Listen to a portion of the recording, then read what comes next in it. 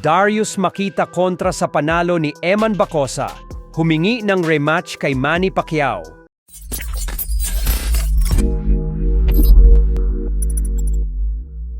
So matapos nga po ng kontrobersyal na laban kahapon sa pagitan ng anak ng ating pambansang kamao, Manny Pacquiao na si Eman Bacosa ng African fighter na si Darius Makita ay naglabas ito ng kanyang saloobin sa resulta ng kanilang laban.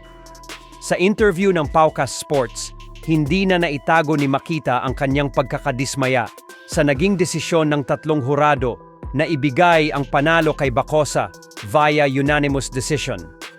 Ayon kay Makita ay hindi niya daw maintindihan kung bakit hindi man lang tinawagan ng knockdown si Bacosa sa kabila ng napakadaming beses nitong lumuhod sa laban nila. Bukod dyan ay nakiusap din si Makita kay Manny Pacquiao na paglabanin sila ulit kasi alam daw mismo ni Pacquiao na hindi talaga nanalo ang kanyang anak. Dagdag pa ni Makita na panigurado daw na hindi matutuwa si Pacquiao kasi noong lumalaban pa umano si Pacman ay nananalo ito ng patas. Well, I am a bit disappointed. I think the judges know better than us fighters. Deep inside, I believe that I did great, at least even to secure a draw.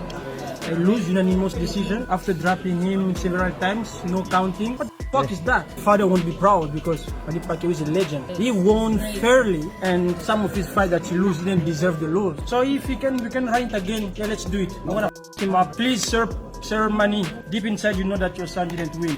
Make us fight again anywhere, in any place. I will him up, I promise. Sa Facebook account ni Makita, bumanat din ito kay Bacosa kung saan sinabi nito na bago daw ang laban, ay sinabi umano ni Bacosa sa interview nito sa Paukas Sports na nagawa daw siyang patumbahin ni Makita sa sparring dahil baguhan pa lang umano siya sa pagboboxing noong mga panahon na yon, kaya kulang pa siya sa experience.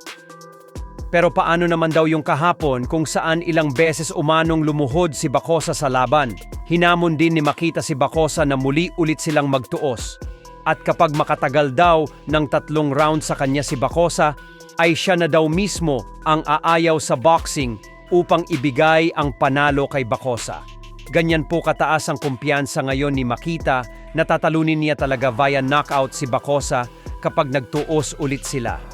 Bukod dyan ay ininsulto din ni Makita si Bacosa matapos itong sabihin na dapat umano sa cooking competition o kaya naman ay sa swimming na lang maglaro si Bacosa.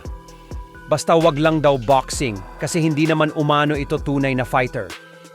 Nangako din ito na papatulugin niya talaga si Bacosa pag nag-rematch sila.